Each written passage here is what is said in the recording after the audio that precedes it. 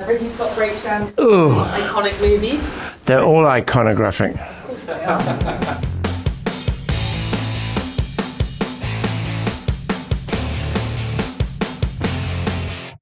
Do not be troubled, for you are in Elysium, and you're already dead!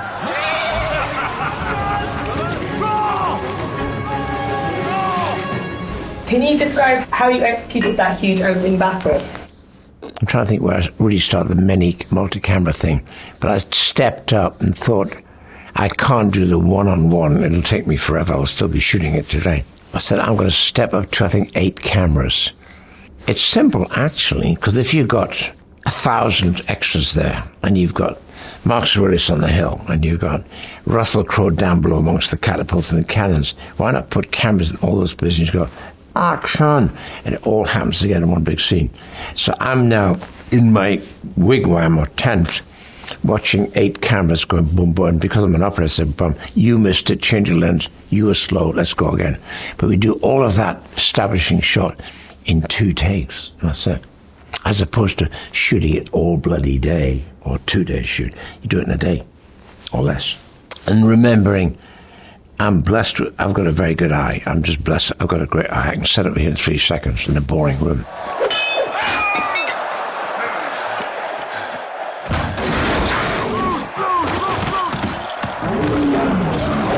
You know, Russell said, the tiger was this close. I said, I was standing there as well, dude. He's on a chain. He said, just missed me. But that was a real tiger. An 11-foot Bengal. But the guy, the trainer, if you watch closely, as he hits the ground, the tiger's on him, he's putting something in his mouth, he's feeding him, saying thank you. That means get off me. Because if he hits the red zone, he's going to eat you. He hits it and he does that and he's new cut.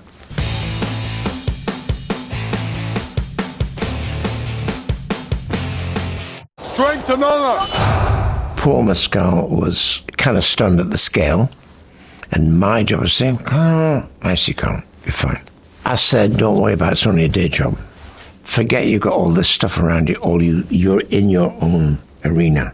I think he got to it pretty quick. He told me that you slapped him on the back and said, I've no time for nerves. Exactly.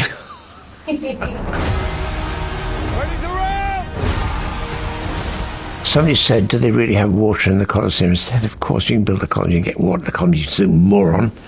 They have, don't you know what these water ducts are? They have water running into the Colosseum. Their technology, they still made cement better than our cement today, you know that? They can't work out what the mix is. But the Roman road right now, the Appian Way in Rome, hasn't moved. The column's 1,000 years old. I said, can you get a shark? And I said, if you can build the Colosseum, you can get a shark in there, dude. Not me, not a 20-footer, but you get 6 foot, that'll kill you. They're a bit bigger than that. The gods have spoken! I said, you're the Sex Pistols. If you don't want to be Johnny Rotten. Was it Johnny Rotten, the Sex Pistols? I think so. But he had this awful blonde hair. So I said, we're going to go red because you're twins. The only thing you look alike is because you've got the similar hair. We had a scene which I regret not doing, which is kind of funny because they're constantly bickering about who was conceived first, because he was conceived first is more of an emperor than the other one. So then this detailed conversation about how he said, well, if I was out last, I was conceived first. Think that out.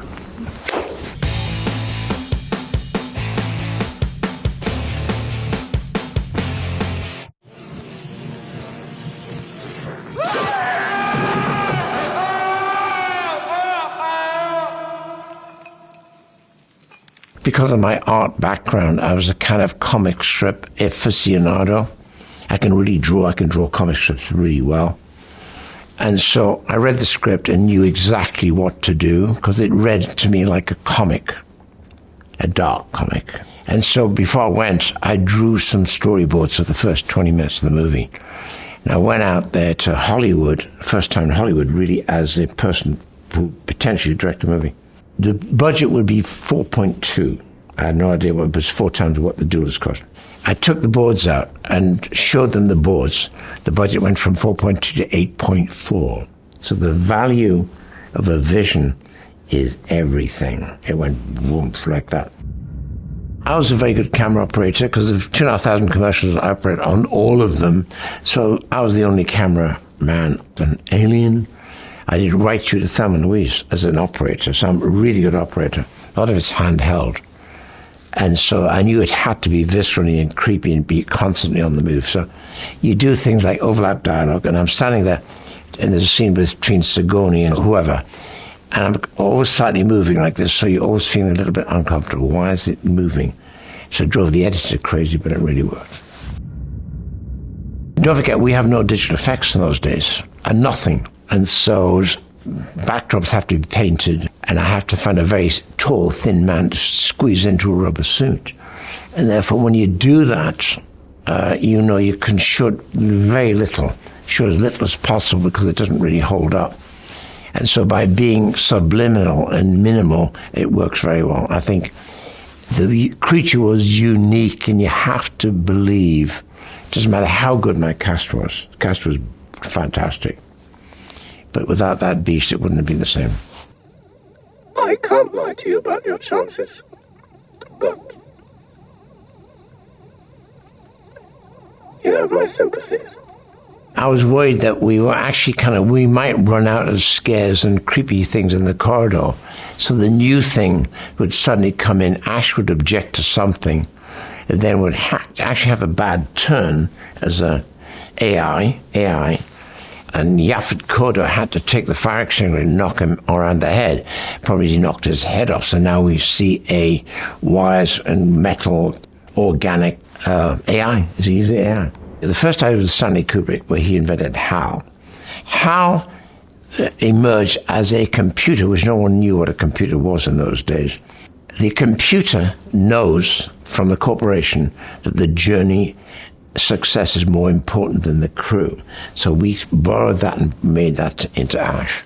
But he was the company man. Of course, if you're going to make a company man, you don't want a black box. You want somebody who's going to consort, meet, chat, drink coffee with, and be with the people. They will not know he's a company man because he's kind of more human than human.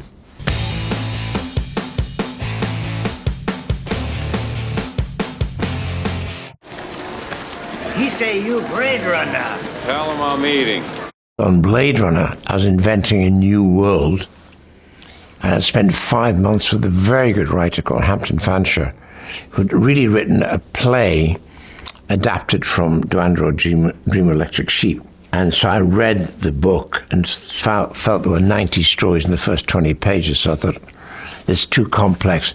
But I sat with Hampton. I said, you've written this beautiful story that takes place in an apartment. It's an internal story where a hunter falls in love with his quarry. Love your cadence, love the rhythm of your dialogue, love the idea. I want to see what happens when he goes out the door. And from that moment on, we just went boom.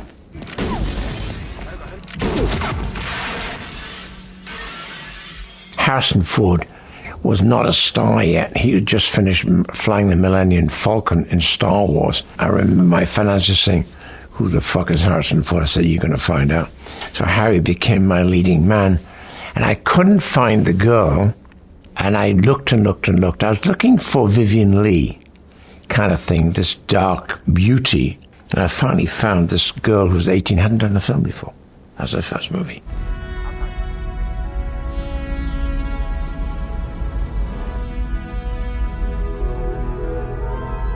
The reason for the pyramid was, I think the true Tyrell was dead inside a sarcophagus in the middle of the pyramid because they knew he was dying. Whatever the age and the time, there will always be some industrial disease that we haven't actually dealt with. But he'd also, here's the trick, does Putin have 6 clones? So Tyrell had made several lookalikes of himself, so he could be anywhere, you wouldn't know where the real one was. So the Tyrell we were talking to was probably not the real Tyrell, but was a fundamentally replication of himself. So that's how complex it gets. That's how we ended up with the pyramid. It never got to do the scene where they go to the sarcophagus and see he's dead. I think he died in the sarcophagus in I took it from, there's a massive power breakdown on the east coast of America. One powerhouse in one of the states It was crazy. All the 3 states switched off for 22 hours. So I think I went from that idea, when it went down, Terrell may have died in the deep freeze.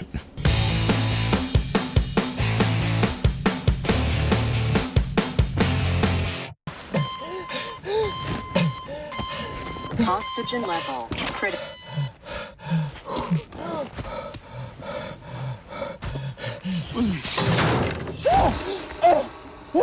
That script landed on my desk. It was a very good novel, a very good adaptation.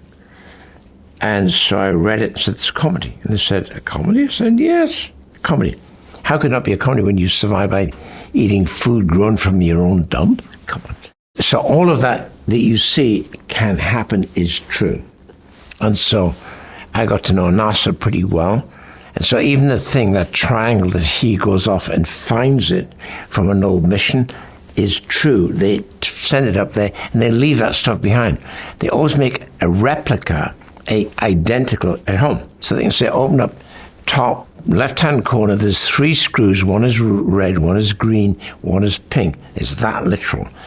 And so there's an exact copy a fool could follow.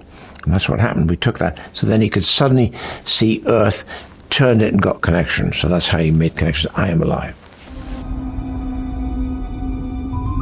I still ask the question, we haven't sorted this out yet, so why are we going off-world? No one can live there. No one can live on the moon. And your Mars is your threshold of deep space where you're suddenly into the next planet is a short distance of 1.5 light years. You ain't going to get that. But what you'll find on Mars and Moon is massive mineral wealth. That's why an alien, you got the Nostromo coming in from mining expedition. It's dead true. There's massive mineral wealth on the Moon and on Mars. But we'll have to ship it back. But you can be in Mars now with this engine today in about 7 months. In the Moon, you'd be there in 4 days. It's only 250,000 miles. Relatively quick. Would you go? No, absolutely not. Why? Are you kidding? I'm not crazy.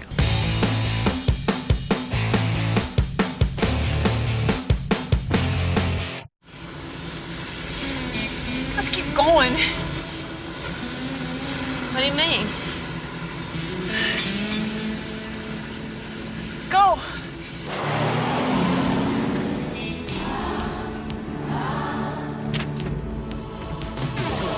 That was brought to my company scot-free, not for me to direct, but for me to produce. And Callie Curry, who actually that was a receptionist, I think, in David Fincher's company.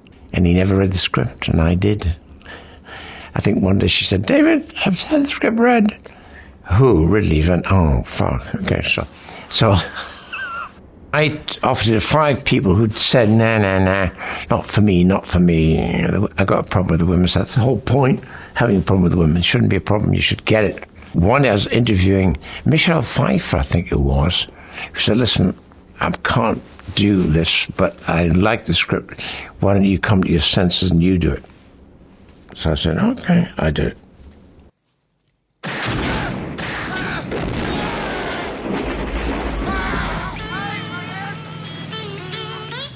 I was recceing and I was coming through Arkansas, which is kind of, my buddy is the production designer is Chinese Jamaican with dreadlocks.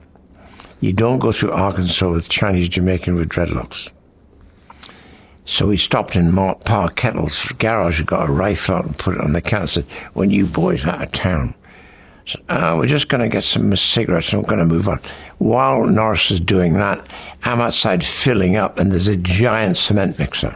There's 2 women with T-shirts, muscles, and they got Marlboros rolled up in the sleeve. So do you mind if I record you? So I recorded the 2 women talking. I said, can I have your hat? And you have mine. So I swapped, and that hat went on Thelma in the film. You, sir. Yeah, you do the honors. Take that cash, you put it in that bag right there. You got an amazing story to tell your friends. If not, well, you got a tag on your toe. You decide. I lost the Braddock cast about 10 days out. He took another film. It was oh dear, what a terrible mistake. So I had to look fast. I got 2 guys, Brad and another guy. Equally kind of attractive. And I said to Jan, I've got two guys, okay, you're going to read with both. And afterwards we'll discuss it. She said, this guy's Brad, and that's it. She thinks she cast him. She didn't. I already cast him.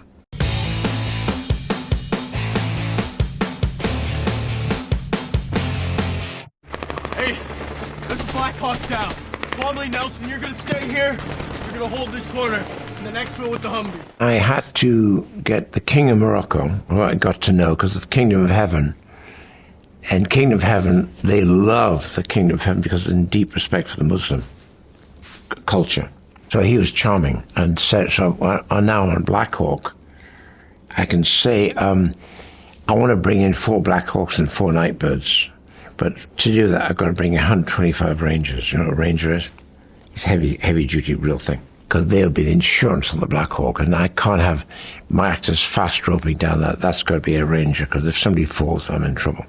And he said, I'll do that, but you have to get the Pentagon to write me a note inviting us to send to me, because I welcome the American army and their devices. So he did that. He wrote in to the Pentagon. The Pentagon says, okay, we're on. So we sent in 4 Black Hawks, 4 Nightbirds, and 125 Rangers. I'm working in a village near Rabat, which used to be called the Barbary Coast, where all the pirates were. I took over the village, but it's a town. But in the town, I said, we're going to be up and down all your streets. So I employed 1,500 people in the town every day for like 3 months, 4 months. And they loved it, and every one of them could handle a weapon or could sprint in flip-flops. And they could run in ragged clothing and shoot and fire from Sierra Leone, Congo, everything. Fantastic. What did that film teach you about war? No one wins. Everyone dies. Everyone gets hurt.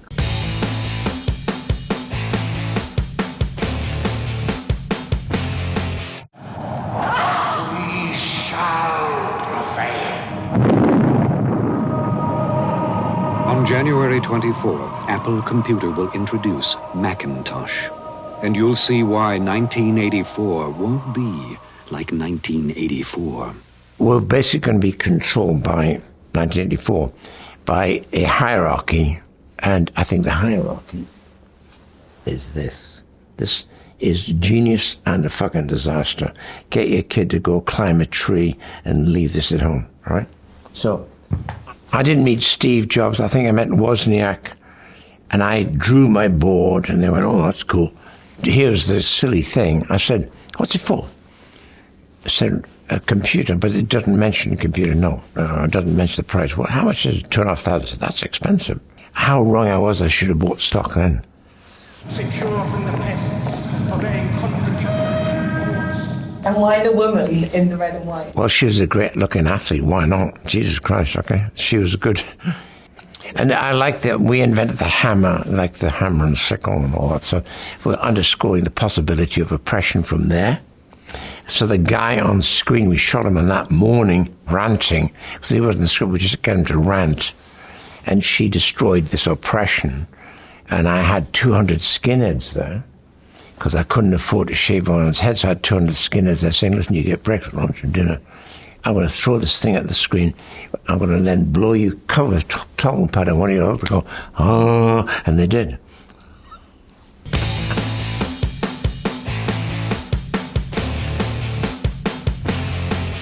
But you are advising me. I just need you to be sure that you're locked in. Because I don't know. Maybe I should tell you what Mickey Rourke told What's-His-Face. That's my recommendation anyway, Counselor. Don't do it. Counselor I've been beaten up for, but actually he's the best dialoguist in the business. Call me McCarthy. I'd already had his Blood Meridian. And then he sent me he'd written the screenplay, and the dialogue was the best dialogue I ever read. I fell in love with the dialogue. I got Brad Pitt, all those people, in 4 days. They said, I'll do it. So we were able to make that film for nothing. Make that film for a low price for us then would be about $32 million. For that film, with that cast, Javier Bardem, Penelope Cruz, Michael Fassbender, Cameron Diaz.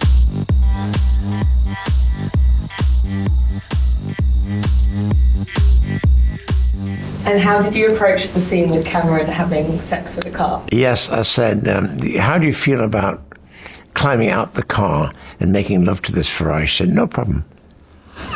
Box splits? Yeah. That's not her. That's somebody else who did the splits.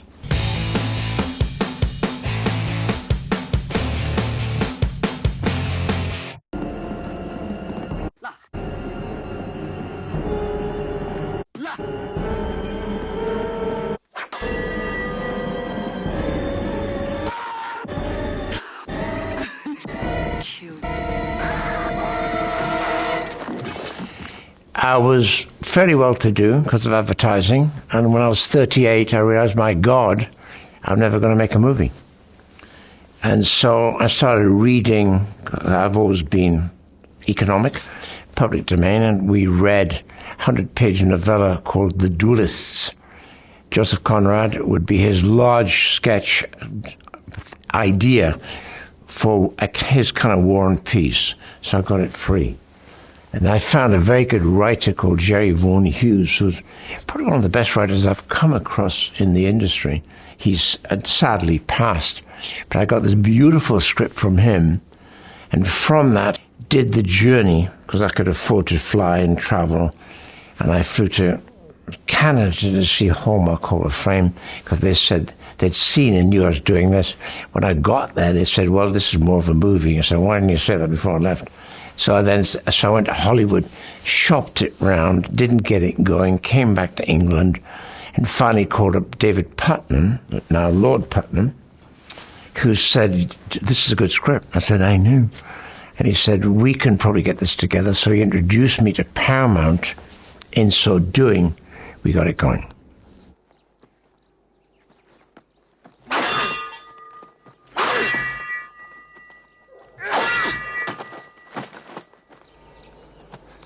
The opening line of Meeting Harvey in New York, he said, you're me to play a huzzah, you got to be out of your fucking mind. And he said, I've never handled a sword before and I don't get on horses. So I said, that's exactly what I want, because Harvey would take two hands to a saber and use it like an alley cat fight. I wanted an alley cat fight, none of this elegant nonsense. So Harvey would spit and come at him with a saber. But Harvey was great because he was the opposite. Napoleon was very smart. He realized very quickly the new god, the working class guys who became officers, he realized he needed the old god as well. So he actually started very quickly to graft the two together. So that's what it was also about, which is very smart.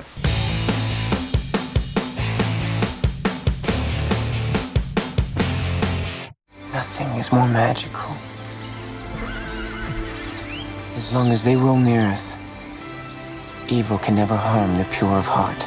Legend was a fairy story that written by a guy who's a cowboy from way north above Montana, William Yotzberg, who'd written two great books called Symbiography and Falling Angel that Alan Parker had made into a film called Angel Heart.